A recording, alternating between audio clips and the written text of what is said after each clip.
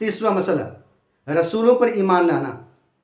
سورہ حج کی آیت نمبر 75 اور سورہ احقاف کی آیت نمبر 29 سے 32 تک، یعنی چاروں آیات کے مطابق رسول صرف انسانوں میں سے ہوئے اور انسانوں میں بھی صرف مردوں میں سے ہوئے، لہٰذا کسی فرشتہ یا کسی جن یا کسی عورت کو رسالت نہیں ملی ہے۔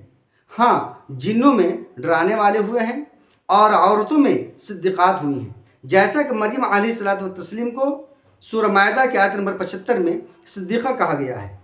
قرآن مجید میں اور احادیث نبویہ میں جن رسولوں کا ذکر ہوا ہے ان پر تفصیلاً، اور جن کا نام نہیں آیا ہے ان سب پر اجمالاً ایمان لانا فرض ہے۔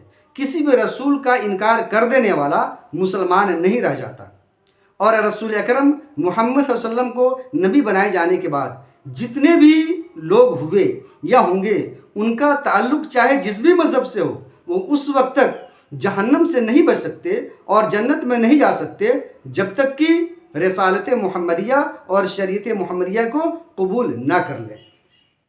ایک تیسرا مسئلہ آخرت پر ایمان لانا۔ یہ کئی چیزوں پر ایمان لانے سے جڑا ہوا ہے۔ نمبر 1، مرنے کے بعد قبر میں یا تو عذاب ہوگا یا اللہ کی نعمتیں ملیں گی، یعنی برزخی زندگی پر ایمان لانا۔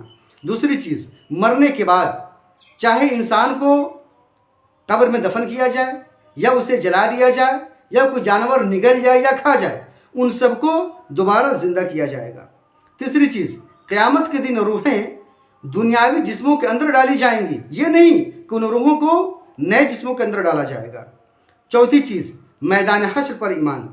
پانچویں چیز، حوض کوثر پر ایمان لانا، جس کی لمبائی 1 مہینے کی مسافت کے برابر ہوگی اور جو دودھ سے بھی زیادہ سفید ہوگا اور مشک کستوری سے بھی زیادہ خوشبودار ہوگا، اور اس کے پیالے آسمان کے ستاروں کی طرح سے ہوں گے اور جسے پینے کے بعد پھر پیاس نہیں لگے گی۔